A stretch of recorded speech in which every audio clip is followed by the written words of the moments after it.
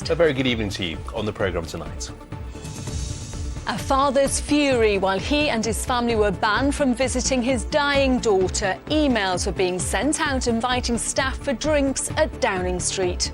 You would expect that the lawmakers would be adhering to their own rules, wouldn't you? But there seems to be a pattern here.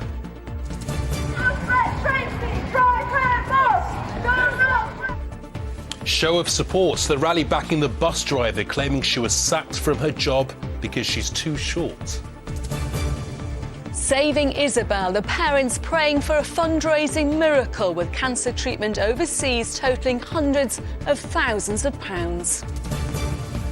The border row between Chester Football Club and the Welsh Government continues. We'll be live with the latest developments.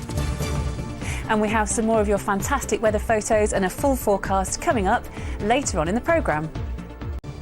First tonight, the anger of a father from Bolton after he couldn't visit his dying daughter in hospital on the day staff at Downing Street were invited to a party at the height of the pandemic. Rachel Scowcroft was just 25 and about to get married when she was diagnosed with a brain tumour. Her father, Dave, said even when they were told she had just days to live, her sisters couldn't be with her to say goodbye. He told us to hear the Prime Minister and his wife may have attended a bring your own booze gathering on that day, May the 20th, 2020, is an insult. And just for the record, 363 people died with COVID on that day. Dave's been talking to our correspondent, Amy Welsh. Rachel was in hospital, we couldn't see her, and we were told that she was deteriorating to the point where we were needing to go and say goodbye to her. While Dave's daughter lay alone on a hospital ward suffering from COVID, Downing Street was apparently having yet another party. This time, you can bring your own booze. I just get really, really angry that, you know, what message does that send? Surely he's bringing these laws in and putting restrictions on people, and then they're not following them. Rachel was 25 when she was diagnosed with a brain tumour. Her dream wedding to fiancé Adam had to be cancelled. And when she caught COVID, she spent 10 days completely isolated from her family. I couldn't even telephone her because she couldn't hear, she couldn't speak. So we were liaising with the nursing staff and yeah, goodness knows what it was like for her, but it was a very, very long 10 days for us. That same week in May 2020, this email was sent to 100 members of staff, inviting them to enjoy socially distant drinks in the number 10 garden. A blatant breach of the rules the rest of the country had just been told to follow. You can meet one person outside your household in an outdoor public place. I've seen reports on Twitter that there was a Downing Street Christmas party on Friday night. In December, a video emerged of Downing Street aides laughing about an alleged Christmas party. And then there was this photograph of Boris enjoying wine and cheese in his garden. He so far refused to confirm whether he was at this latest party and was notably absent from the House of Commons, where his opposition accused him of lying. Did the Prime Minister attend the event in the Downing Street garden on the 20th of May 2020? Perhaps it would be faster if Sue Gray were to investigate the days that there weren't parties on. Do you feel like it's one rule for them and another for everybody else? Absolutely. You would expect that the lawmakers would be adhering to their own rules, wouldn't you? But there seems to be a pattern here, a real pattern, and for families like ours that have been through so much over the COVID period, it's just incredibly difficult to listen to. Dave's daughter passed away in October 2020. And while the government say an inquiry is taking place into these latest allegations, families like this who stuck to the rules are left questioning why they were made to suffer. Amy Welch, ITV News, Bolton. We asked for your views on the latest Downing Street party revelations, and Peter Brown says, as an ex-civil servant, we were always told no alcohol could be consumed on government premises, yet here we have a party laughing at normal people who were locked down. Yeah, your comments have been coming in thick and fast. This from Leanne Belshaw. On May the 20th, I was planning how to make my 5-year-old's birthday special without a party or seeing his friends and family. Ruth Eardley tweets, I had a midwife's appointment which I attended alone. I had to video it so my other half could hear the baby's heartbeat when I got home. Dr. Kath Hill of the Manchester Survivors Choir. This is, of course, a group of people who were at the arena on the night of the terror attack. She says, I was worrying how members of the choir would cope with the anniversary of the attacks whilst not being able to get together. We cried and supported each other via Zoom on the 22nd. And Nicola Rippon tells us, I wasn't doing anything, just staying at home, protecting the NHS and writing in my diary that 363 deaths had been announced. And just one more for you from Joseph Hollywood. I was FaceTiming my 82-year-old grandmother with dementia. We could only see each other through a phone screen. Many thanks indeed for your messages. We really do appreciate you writing into us. Next this evening, to one of the region's first female bus drivers who is fighting to win her job back. Yes, Tracy Scholes had worked for Go North West for 34 years, and when she arrived on the first day of the job, she could hear a pin drop. But when the company recently remodelled the buses, the fact she's 5 feet tall meant she couldn't use the bus's wing mirrors. She was offered an alternative role with less pay, which she refused, and Tracy was sacked. Now, thousands of people have rallied round in support. Today was her final appeal. Victoria Grimes has the very latest.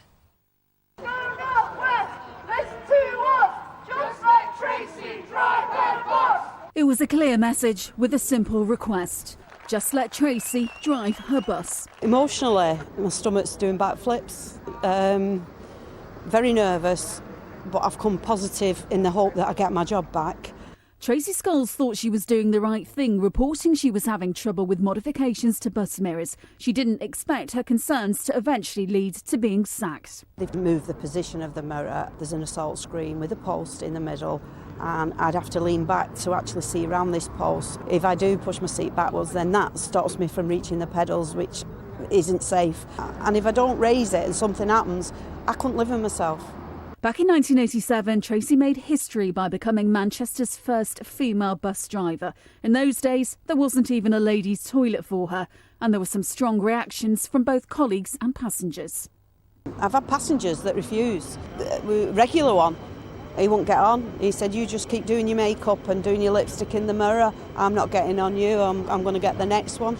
Go North West have offered Tracy alternatives, but she says it's at less hours. It's 20 hours work, but I normally contracted at 25 hours. I can't afford to take a £3,000 pay cut. I'm on a budget now with my mortgage. I've got 3 children. I'm widow. The worst case scenario, I'll probably have to sell the house, the family home. Well, there's been a huge swell of support for Tracy, not just here in the northwest on Queen's Road at the depot where she's worked for 34 years, but also around the world where her story has made headlines. Is it short people can't drive a bus anymore?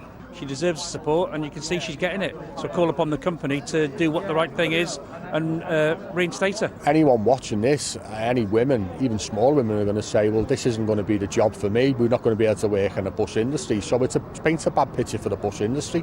In a statement, Go North West said the new mirrors are for safety reasons, and both they and seats are adjustable. And of all their 13,000 drivers in the UK of varying heights, only one has raised a concern. They said they've worked hard to find a solution offering alternative vehicles, routes and schedules with equivalent weekly hours, but their proposals have been turned down. What is it that you want them to say? I just want my job back. It could now be up to 7 days before she gets an answer. Victoria Grimes, ITV News, Manchester. And thanks to Tracy for speaking to us. And we will, of course, bring you the result of that employment tribunal as and when we get it. Next, and exactly a year ago today, the first mass vaccination hub opened in our region at the Etihad Tennis Centre in Manchester. Yeah, it does feel longer than that, doesn't it? But in the past year, the centre's delivered about 400,000 vaccinations. Meanwhile, hubs which opened at the St Helens Rugby League Stadium and Blackburn Cathedral have matched that figure between them. And the latest figures across the whole region show NHS staff and volunteers have delivered almost 14 million first, second and booster jabs. An incredible figure. Our reporter Tim Scott was at the Etihad as they marked that incredible milestone. Small scale but heartfelt celebrations at the Etihad today. A photo call and a cake mark the 1-year anniversary of the opening of one of the biggest vaccination centres in the region. It may be a little quiet in here today, but since it opened its doors 1 year ago, the Etihad Centre here has delivered over 410,000 vaccinations, a mixture of first dose, second dose and booster shots. Fabulous, brilliant celebration. I remember when we first started here a year ago, I don't think any of us thought we would still be going strong a year later, and we are, which is just brilliant news. A lot of the staff that started with us have remained on the journey with us. They all see it as one big vaccination family, which is just brilliant, so really, really good. With the sheer numbers you've had coming through, Karen, I guess at some point you must have had people who are vaccine hesitant perhaps, or anti-vaxxers who needed some kind of persuading by you and your staff. We've had a lot of people that have come through that have been really vaccine hesitant, and it's been great that we've been able to take the time to talk to them. We have people with needle phobias. You know, we've got enough qualified staff here and so many skills here that we can help those people come through. Alan Hill has been vaccinating here for the past year. The former airport security officer has raised money for charity by designing and printing special name tags for fellow staff. We know the work you do is incredibly important, but sat there in a booth all day, vaccination after vaccination, does it get a little tedious? It does get repetitive, but to be honest, what draws us here is the people that work here. We're a team, we work as a team, everybody works together. It's a great atmosphere to work in. And as for those people getting the jab today, like South African Ryan McWilliam, they're just grateful for the opportunity. The process, I think, has been really simple. I think one of the advantages I find of being in the UK, the NHS is fantastic. The booster rollout has been fantastic. I've had my first 2 jabs, so it was just a matter now of getting the boost to do the right thing, really. Places like the Etihad, the staff who work there and the vaccines they deliver are, thankfully, bringing the COVID death rate down and keeping us on the right track out of the pandemic. And we all owe them a debt of gratitude. Tim Scott, ITV News, Manchester. Yeah, we certainly do. I'm just staying with COVID temporarily, and the Army supporting the North West Ambulance Service as it deals with staff absences caused by the Omicron surge of the virus. Around 150 military personnel are being trained to drive ambulances and use emergency kits. Amid the rising case rates, medics fear more people in the NHS will test positive or be forced to isolate. A report's found that a woman gave birth in shocking circumstances in Style Prison in Cheshire. Staff were unaware that Louise Powell was around 30 weeks pregnant. She gave birth to her stillborn baby in the cell block toilets without medical help. She says she now wants justice for her daughter Brooke, and the Prisons and Probation Ombudsman say staff made a serious error of judgment.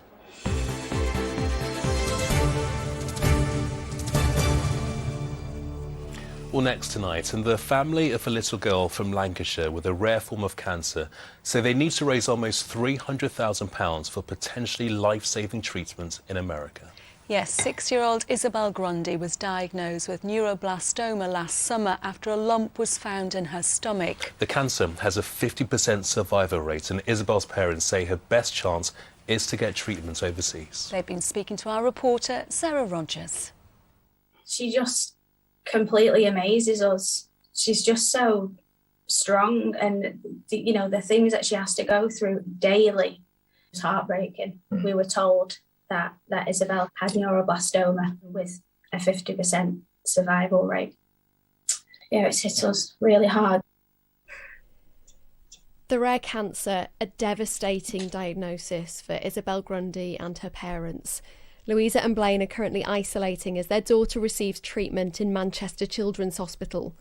But despite spending Christmas Day and her 6th birthday there, Isabel continues to smile throughout her aggressive treatment. But even if it goes well, it might not be enough. There's nothing else. There's no, if it relapses, then there's nothing, there's nothing to us that would... That's offered in the UK. Neuroblastoma has a high relapse rate and poor prognosis. Her parents say special treatment available in America could give her the best chance of survival. But it costs around £300,000, money they somehow have to find. This is our way of hopefully being able to save her life. This is life-saving treatment. Obviously, we want Isabel to be here. Friends in their hometown of Blackpool have now set up fundraising pages, and there's a special appeal from her primary school. I know that you've had some amazing support. In fact, her school, Anchorzone, sent a little video that they wanted to share. This is our friend Isabel. Oh, look at that. She's very poorly and she needs to go to America to help her get better. Can you help us to get her there? We can't wait for her to be back with us. They've also collected Christmas presents for Isabel that are waiting for her at home. They've been amazing. We're so grateful for every single one of you. They're grateful too to the doctors and nurses in Manchester caring for Isabel through her treatment here. But it could be down to friends, family and even the kindness of strangers to help her beat the odds. Sarah Rogers, ITV News. And you can find out more about Isabel's fundraising campaign on our website right now. That's itv.com/Granada. OK, lots to come on the programme.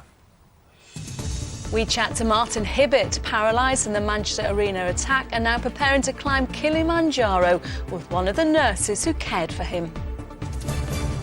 And perhaps you caught the sunset last night. It looked like the northwest of England and the Isle of Man were on fire. More of those to come over the next few nights and hopefully some sunshine to look forward to as well. The forecast is coming up. And here's what's still to come on the ITV News at 6:30 with Mary. Coming up on the programme, the Prime Minister's accused of lying over the drinks party at Downing Street. Boris Johnson dodged the cameras and the Commons today as emotional MPs demanded answers about the lockdown gathering. Also ahead tonight, why soaring energy costs and rising tax bills are set to hit the poorest the hardest. And a world first, transplanting a pig's heart into a human. Do join me for those stories and more at 6:30. Next, and the border conflict over Chester Football Club goes on. Yeah, it certainly does. Last night we told you how the National League side had got into trouble with the Welsh Government. As our map shows, the ground straddles the England-Wales border, with the car park and entrance in England, but the pitch and fan areas in Wales. And that is, of course, the issue. There are COVID restrictions in Wales, which mean football clubs can only allow maximum crowds of 50 people. But recent games at Chester have had crowds of more than 2,000 fans. Well, the club have made an announcement. David Chisnell's at Chester's ground now. David, what's the latest? Well, Elaine, while this row goes on, the football does not. You may be able to see Chester's players just training here behind me, but they will not be playing a competitive match here this weekend. They should have been playing against Brackley in the National League, but the club have taken the decision to postpone that game. They've also postponed their under-19 game, which should have been played here at the Diva Stadium tomorrow night. Well, joining us now is Jim Green, who's the vice chairman here at Chester. Jim, why have you taken this decision? I think the first thing to say is it's been a really difficult decision. There's a lot for the board to consider. On balance, having looked at the position of the Welsh Government, looked at what our position is, we didn't feel it was sensible to play. We felt that would jeopardise the club, potentially place our supporters in jeopardy, and for us that's an unacceptable risk. Could you not just have played this behind closed doors, though? I think in doing that we would be accepting the position of the Welsh Government as true, and at the moment that isn't something we're prepared to do. We think they are taking a simplistic view of what is a complex issue, and this will afford us some time to look at those details. It sounds bizarre. Here we are at your stadium, Chester FC, but actually right now we're stood in Wales. So do you have much of an argument when the geography is there? Yeah, the geography is a fact. When the stadium was built in 1992, the border was in the position it's in now, and the stadium hasn't moved. So we don't dispute that part of the stadium site is in Wales, but part of the stadium site is also in England. It's a unique location. There's a lot of historical context that needs to be taken into consideration, and at the moment we don't feel that's happening. When could we see football being played here again then? You postponed your first game, so that's this weekend. When could we see football back here? So our next game is Saturday the 5th of February, our next scheduled home game against Southport. Obviously that's a few weeks away, so that gives us a window to try and find a solution. We would hope to be playing in front of our spectators on that date. We've seen Scottish authorities today have relaxed their restrictions. Are you hoping that the Welsh might soon follow as well, and you'll be able to kind of get the 2,000 back here? Yeah, that's the hope. We've been looking at the public health figures for COVID in Wales. I think the First Minister has said that when he feels that the peak has been passed, that they will ease restrictions. So hopefully that will happen soon. Fantastic. Jim, thank you so much for joining us tonight. Well, like we say, the players are out training tonight. Hopefully February the 5th, Freedom Day, when they will be able to play a competitive match here at their home, the Diva Stadium. Absolutely, David. Fingers crossed, February the 5th. Just staying with some football news now. And after facing protests from fans who want him to sell up, the owner of Oldham Athletics says he'll now listen to bids for the struggling club. Abdallah Lemsagam took over 4 years ago, and since then they've been relegated and appointed a host of managers. They're now bottom of League 2, fighting for their Football League survival. Now, we love to tell you stories of amazing people from our region who are absolutely determined to turn a negative into a positive. Yeah, we certainly do. And this one is all about inspiring others. Martin Hibberts from Bolton Story is just that. He was one of the hundreds of people injured in the Manchester Arena attack. Martin was paralysed and uses a wheelchair now as a result of the damage to his spine, but he's not let that stop him at all. And he'll be swapping the chair for the one that will take him on tough terrain in just a few months' time. Yeah, he'll be climbing one of the world's highest mountains to show what can be achieved if those with spinal injuries get the right support. We'll hear from Martin in a moment, but first, a quick reminder of his emotional journey. Almost within touching distance of the Manchester Arena bomber when the device detonated, Martin Hibbert suffered devastating shrapnel injuries. He was told he would never walk again. The dad from Bolton, whose daughter Eve was also severely injured in the arena attack, has climbed many metaphorical mountains since that night in May 2017. Now he faces climbing a real one, Africa's highest peak, Kilimanjaro, over 19,000 feet high. We've seen people do half marathons, and it's like, yeah, whatever. People do that every day. But not everybody climbs Kilimanjaro. I think you could probably count on one hand the amount of spinal cord injured people that have done it. Martin will use a specially adapted handbike accompanied by a group of friends and medical staff, including a man who's become a close friend, Stuart Wildman, a consultant nurse who cared for Martin in his darkest days at the major trauma unit at Salford Royal Hospital. They've been through a lot together. A friendship formed in adversity, which will soon be put to the test again 5 years on from the attack, which changed so many lives. Yeah, and as I say, they have absolutely been through so much together. So I started by asking Martin and Stuart how they became such great friends. We have a laugh about this because, like, my first memories of Stuart, I don't remember at all because I was obviously very ill and on a lot of medication, should we say. So I don't remember a lot of what Stuart did to me.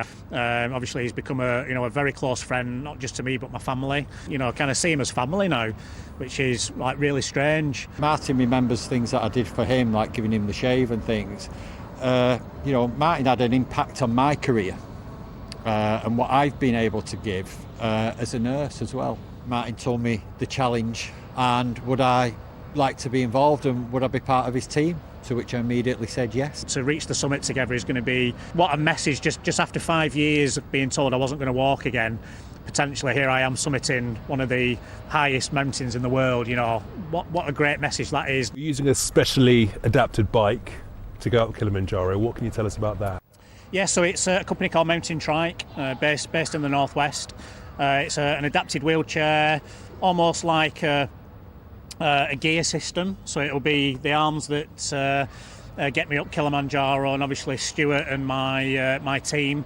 I will need to be kind of pushed and pulled and carried in certain parts of the climb. You're raising money for people who've suffered from spinal injuries. But it's more than that. Initially, it was to raise £1 million for the Spinal Injuries Association. So that is a charity very close to my heart. I mean, I've always spoke about how Salford Royal and the NHS, obviously, they saved my life and they put me back together. And then it was kind of almost like a baton to the Spinal Injuries Association, who then helped me and gave me all the tools to live a fulfilled life. Things need to change in the UK. That, when I found out that, only 1 in 3 go to a spinal unit, it really struck a chord. And, if it's one thing that I can do from this and just change the way that we look at disabled people, that actually, if you empower them, if you give them the love and support and give them all the tools that they need to live a fulfilled life, they literally can climb mountains. So that's what Kilimanjaro is about. We know that you recently lost your mother. Yeah.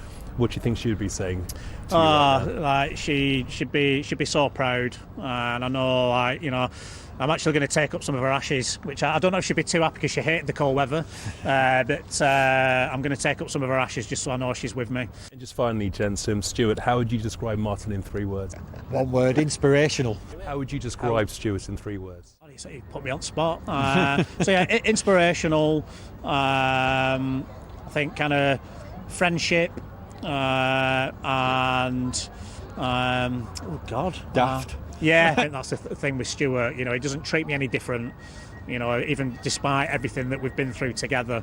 So yeah, it's a great chap. Martin Stewart, thank you very much for chatting to us. Thank you. He is incredibly positive, isn't he? He certainly is. I mean, both of them together, you can tell they're a really close-knit unit, and there's this, like, bubble, this aura of positivity around them. Like, Martin spoke about Stuart being a member of his family, and when I was listening to them, I wanted to be a member of this family because it was all about positive and energy. It was great to see. Now for the weather with Joe. He's cooked up a storm and now he's going to scrape the fat into the bin instead of the sink. My guy. United Utilities sponsors ITV Granada weather. Hang on, was that fish? Thank you. A very good evening to you. Our weather will follow a similar formula over the next few days. Dry, settled, touch of frost to come by night, some mist and fog here and there, some hopefully really lovely sunsets like we saw last night as well. And it's very quiet thanks to high pressure which dominates over the next few days. It's right across the UK with us for 5 or 6 days at least, generating very light winds, some nice sunshine at times. But yes, there will be some mist and fog in the mix, which could be reluctant to lift over the next few mornings. As well as that, a touch of frost to come by night. All very quiet and peaceful for January. And as we head into this evening, mist and fog will reform quite readily, particularly up on higher ground, with a rural, fairly sharp frost for parts of Derbyshire, Cheshire, the Peak District tonight. Elsewhere, overnight tonight, it's very quiet and settled with a gentle breeze, and towns and cities will stay just above freezing. On to tomorrow. The sun will be rising at 8:23, setting just after 4:15 tomorrow afternoon. Tomorrow, for most of us, it should brighten up. There'll be some mist and fog again up on higher ground, which could be rather slow to shift. And I think parts of Lancashire, Cumbria could hold on to some cloud during the day tomorrow. But elsewhere, a fine, lovely afternoon in prospect with some really nice sunshine, gentle breezes and temperatures making 8 or 9 Celsius. Under clearing skies, tomorrow night again will be quite cold with frost widely across the region and some mist and fog building again through the night. Thursday, a lovely day, lots of sunshine. We're pulling in a bit more cloud for Friday and Saturday, but it stays fine and dry, chilly by night and fairly decent during the day. Bye-bye. United Utilities sponsors ITV Granada weather. Bob! Amy! Tomorrow we'll be lifting the lid on the world of witches at an exhibition in Lancashire, courtesy of Crony. Yes, he's our very own bewitching storyteller, so you don't want to miss that. Thanks for your company this evening. Have a lovely night. Bye-bye. Bye-bye.